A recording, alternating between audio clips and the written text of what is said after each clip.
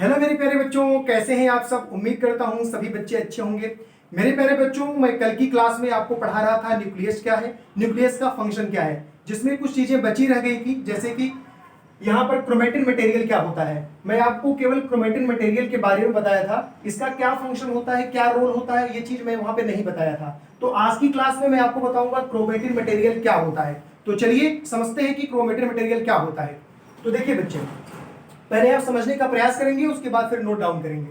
देखिए बच्चे, ये क्या है हमारा, ये हमारा एक सेल है और इस सेल के अंदर क्या है, न्यूक्लियस। सेल के अंदर क्या प्रेजेंट है, न्यूक्लियस प्रेजेंट है। अब इस न्यूक्लियस के अंदर अंदर क्या भरा होता है, मैंने आपको कल की क्लास में बताया था। न्यूक्लियस के अंदर कौन सा तरल पदार्थ भरा होता है, न्यूक्लियोप्लाज्म।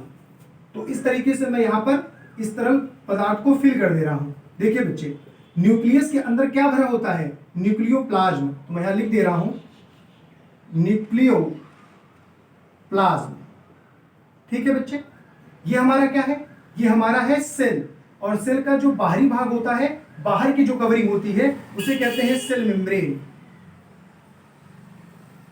सेल मेम्ब्रेन, ठीक है।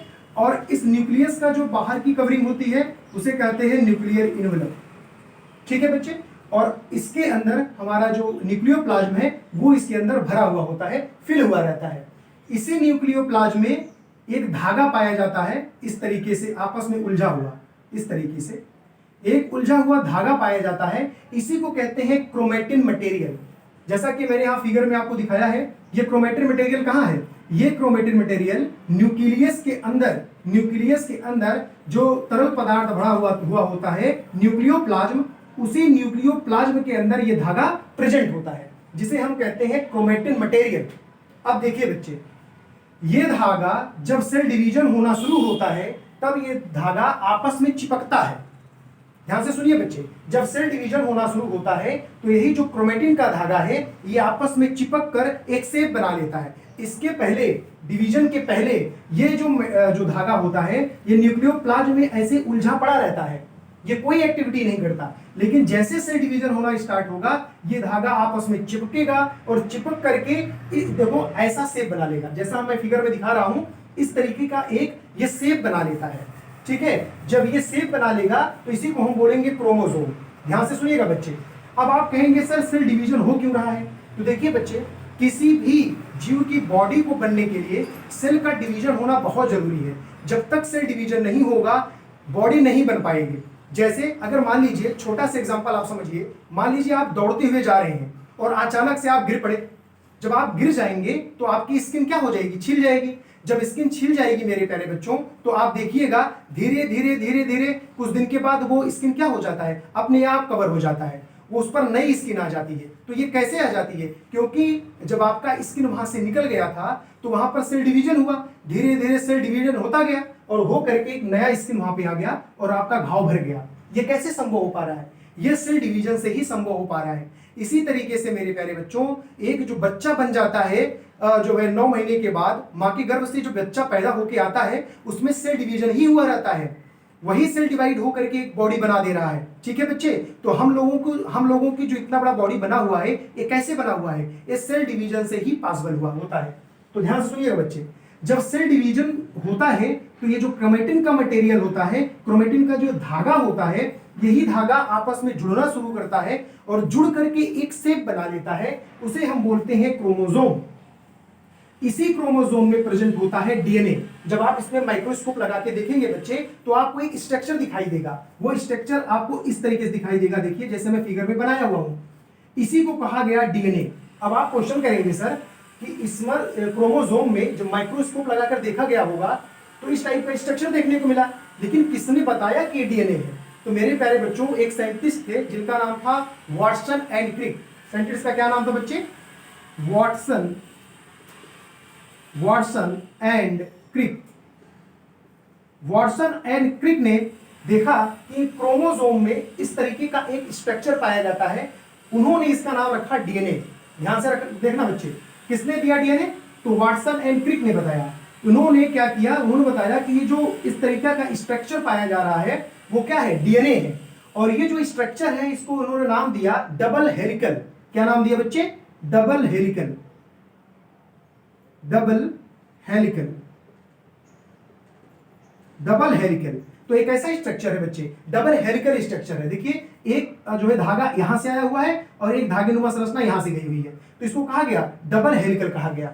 ठीक है बच्चे, इसी को कहा जाता है डीएनए, और डीएनए का फुल फॉर्म होता है डीऑक्सीराइबोन्यूक्लिक एसिड।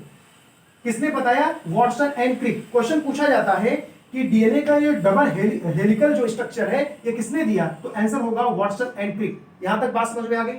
ठीक है बच्चे, अब देखिएगा इसी डीएनए में आपको यहां पर सेगमेंट देखने को मिलेगा। देखिए ये जो जुड़ा हुआ है ये सारे क्या है? सेगमेंट।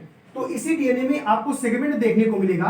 तो इसमें कुछ सेगमेंट ऐसे होते हैं, कुछ पार्ट ऐसे होते हैं जो प्रोटीन बनाते हैं। ऐसे पार्ट, ऐसे सेगमेंट जो डीएनए में प्रोटीन बनाते हैं उन्हीं को कहा जाता है जीन। ठीक है बच्चे, उसे क्या कहा जाएगा? जीन कहा जाएगा। और यही जीन जेनेटिकल इंफॉर्मेशन को एक पीढ़ी से दूसरी पीढ़ी में ट्रांसफर करता है। अब ये कैसे करता है उसको भी मैं बता रहा हूं। इतनी बातें आपको क्लियर हो जानी चाहिए। मैं एक बार फिर से क्विक रिवाइज कर दे रहा हूं जिससे चीजें आपको एकदम क्लियर हो जाए। देखिए बच्चे, क्रोमेटिन मटेरियल क्या होता है? क्रोमेटिन मटेरियल न्यूक्लियस के न्यूक्लियोप्लाज्म में स्थित धागेनुमा संरचना होती है। ठीक है बच्चे, जब सेल डिवीजन होता है तो ये सारे धागे आपस में चिपक जाते हैं, चिपक कर एक आकार ले लेते हैं जिसे क्रोमोसोम कहा जाता है। जब आप क्रोमोसोम को ध्यान से देखोगे तो इसमें आपको एक स्ट्रक्चर देखने को मिलेगा इस टाइप का, इसे कहा जाएगा डीएनए। क्या कहा जाएगा बच्चे? डीएनए कहा जाता है। डीएनए के में कुछ ऐसे सेगमेंट होते हैं, कुछ ऐसे पार्ट होते हैं जो प्रोटीन बनाते हैं जिन्हें जीन कहा जाता है। और यही जीन होता है जो एक पीढ़ी से दूसरे पीढ़ी में जो जेनेटिकल इंफॉर्मेशन होता है उसको ट्रांसफर करने का काम करता है। इतनी बातें आपको क्लियर हो जानी चाहिए। अब ये जेनेटिकल इंफॉर्मेशन कैसे ट्रांसफर होता है उसको भी मैं बता दे रहा हूं कैसे ट्रांसफर हो रहा है। इतनी चीजें आपको नोट कर लेनी है। ठीक है बच्चे, अब देखिए मैं इसे रफ कर दे रहा हूं। देखिए बच्चे, जेनेटिकल इंफॉर्मेशन कैसे ट्रांसफर होता है। देखिए बच्चे, आप देखे होंगे आपके मम्मी पापा का कुछ कैरेक्टर ऐसे है जो आप में होगा। हो सकता है कि आपके पिताजी के जो बाल हैं वो करली हो, घुंघराले हो, तो आपका भी बाल घुंघराला हो सकता है आपकी मम्मी की जो आईज है वो ब्राउन हो तो आपके भी ब्राउन हो। ऐसे कैरेक्टर आप अपने घर में देखे होंगे। ये बच्चे कैसे पॉसिबल हो पाता है? ये इसी जीन की वजह से हो पाता है। यही जीन है जो जेनेटिकल इंफॉर्मेशन को एक पीढ़ी से दूसरी पीढ़ी में लेके जाता है। अगर आप ध्यान से देखो तो आपके मम्मी के कुछ ना कुछ कैरेक्टर आपके नाना जी से आए होंगे या नानी जी से आए होंगे। इसी तरीके से आप में भी कुछ कैरेक्टर आपके पिताजी से आए होंगे, पिताजी के कुछ के जो कैरेक्टर हैं वो बाबा जी से आए होंगे। तो ये दर पीढ़ी दर जो ये कैरेक्टर होते हैं ये ट्रांसफर होते रहते हैं। ये कैरेक्टर कैसे ट्रांसफर होते हैं? ये जीन की वजह से ट्रांसफर होते हैं। इन्हीं को कहा जाता है जेनेटिकल इंफॉर्मेशन। ठीक है बच्चे, अब देखिए ये कैसे जाते हैं, किस प्रोसेस से जाते हैं। तो देखिए बच्चे, सेक्सुअल रिप्रोडक्शन में होता क्या है बच्चे, जो फीमेल गैमेट होता है और मेल गैमेट होता है जब ये कंबाइंड होता है उसी में होते हैं जीन। तो ये जीन क्या होते हैं? आपस में कंबाइंड होते हैं। कंबाइंड होने के बाद मेरे प्यारे बच्चों, मेल या फीमेल दोनों में से जिसका जीन ज्यादा डोमिनेंट होगा, जिसका जीन ज्यादा प्रभावशाली होगा, उसी का लक्षण, उसी का जो कैरेक्टर होता है वो बच्चों में ट्रांसफर हो जाता है। मान लीजिए जो है यहाँ पर ए ये पिता है, समझिएगा, ए पिता है और बी माता है, ये माता है। अब दोनों के जीन आ रहे हैं, दोनों के जीन कंबाइंड हो गए, दोनों के जीन कंबाइंड हो गए। अब जब ये दोनों जीन कंबाइंड होंगे, इसमें जिसका जीन ज्यादा प्रभावशाली होगा, चाहे माता का या पिता का, उसी का कैरेक्टर बच्चों में चला जाएगा। जिसका डोमिनेंट नहीं होगा उसका नहीं जाएगा। इसी तरीके से जो कैरेक्टर होते हैं वो ट्रांसफर होते हैं। ठीक है बच्चे, ये बात आपको समझ में आ गई। यही है न्यूक्लियस की पूरी कहानी, जिसमें क्रोमेटिन मटेरियल बचा हुआ था उसको भी मैंने एक्सप्लेन कर दिया। उम्मीद करता हूं बच्चे आपको ये सारी चीजें समझ में आ गई होंगी। अब आपका न्यूक्लियस पूरी तरीके से कंप्लीट हो चुका है। अब आपको अगली हेडिंग आपको यहां पर लिखना होगा साइटोप्लाज्म। अब मैं आपको बताऊंगा साइटोप्लाज्म क्या होता है, साइटोप्लाज्म का फंक्शन क्या होता है, इसका लोकेशन कहां होता है, कैसे प्रेजेंट होता है, क्या काम करता है। ठीक है बच्चे, अगर आप इसका स्क्रीनशॉट लेना चाहे तो आप ले लीजिए और अगली हेडिंग डालिए साइटोप्लाज्म। तो मैं सिर्फ कर दे रहा हूं। ठीक है बच्चे, अब आपको क्रोमेटिन मटेरियल अच्छे से समझ में आ जाना चाहिए। क्रोमेटिन मटेरियल क्या होता है, क्रोमोसोम कहां होता है, डीएनए कहां प्रेजेंट होता है, जेनेटिक मटेरियल क्या होता है, कैसे ट्रांसफर होता है, ये सारी कहानी मैंने आपको बता दिया। अब अगली हेडिंग आप डालिए साइटोप्लाज्म। Cytoplasm, cytoplasm, cytoplasm. इसे कहते हैं बच्चे हिंदी में कोशिका द्रव्य। क्या कहते हैं बच्चे? कोशिका द्रव्य। कोशिका द्रव्य। तो देखिए बच्चे, इसके नाम से ही स्पष्ट हो रहा है कि ये है क्या। सबसे पहले आप समझेंगे कि साइटोप्लाज्म होता क्या है। तो देखिए, इसका अगर इंग्लिश स्पेलिंग हम देखें तो क्या है? साइटोप्लाज्म। इसको हम तोड़ देते हैं जिससे आसानी से आपको समझ में आ जाए। देखिए, साइटो और प्लस प्लाज्म। साइटो का मतलब होता है बच्चे सेल, और प्लाज्म का मतलब होता है कोई द्रव, जिसे हम इंग्लिश में कहते हैं फ्लूइड। फ्लूइड। तो आप देखिए, यहां से ही आपको समझ में आ जाएगा साइटोप्लाज्म क्या है। सेल का फ्लूइड, यानी सेल में भरा हुआ एक द्रव्य, जिसे हम क्या कहेंगे? साइटोप्लाज्म कहेंगे। अब देखिए बच्चे, कहां भरा होता है, मैं स्ट्रक्चर बना के दिखाता हूं। देखिए, मान लीजिए बच्चे, ये क्या है? ये एक सेल है, ध्यान से समझिएगा। ये क्या है बच्चे? एक सेल है। सेल के अंदर क्या है? न्यूक्लियस है। ठीक है बच्चे, सेल के अंदर क्या है? न्यूक्लियस है। अब हम आपसे पूछ रहे हैं, अब आपको बताना है बच्चे कि ये बाहरी वाला भाग क्या है? सेल।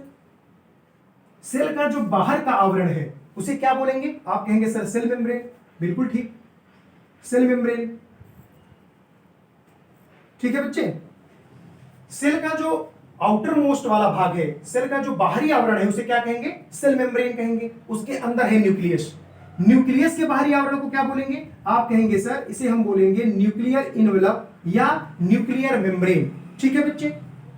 देखिए बच्चे, ये जो हमारा कोशिका द्रव्य है, साइटोप्लाज्म होता है, ये सेल के अंदर भरा होता है। इसका नाम देखिए, साइटोप्लाज्म। साइटो का मतलब सेल, प्लाज्म का मतलब फ्लूइड, यानी ऐसा फ्लूइड जो सेल में भरा हो। तो सेल कहां होगा? सेल तो हमारा यही है। ध्यान से देखिए, सेल हमारा यही है। तो इसी में क्या होता है? भरा हुआ होता है। ये देखिए, मैंने यहां पे फिल कर दिया। इसी को कहते हैं बच्चे साइटोप्लाज्म। साइटोप्लाज्म, इसे हम क्या कहते हैं? साइटोप्लाज्म। न्यूक्लियस के अंदर मत जाना, क्योंकि न्यूक्लियस के अंदर मेरे प्यारे बच्चों साइटोप्लाज्म नहीं होता। न्यूक्लियस के अंदर जो द्रव्य भरा होता है उसे बोलेंगे न्यूक्लियोप्लाज्म, और जो सेल के अंदर भरा होता है उसे हम बोलेंगे साइटोप्लाज्म। अब आपको इसका लोकेशन पता चल गया होगा कि साइटोप्लाज्म सेल में कहां होता है। अगर मैं पूछूं साइटोप्लाज्म कहां है, तो आप आंसर देंगे सर न्यूक्लियर इनवेलप और सेल मेम्ब्रेन के मध्य में। देखिए, ये न्यूक्लियर इनवेलप है और ये सेल मेम्ब्रेन है, तो हमारा साइटोप्लाज्म कहां है? इसी के बीच स्थित है। ठीक है बच्चे। अब इसका नेचर कैसे होता है? ये कैसे होता है? तो मेरे प्यारे बच्चों, ये इसका जो नेचर होता है वो होता है semi viscous. Semi viscous. Semi viscous. Semi viscous इसका होता है, यानी ये कम गाढ़ा होता है। कम गाढ़ा होता है।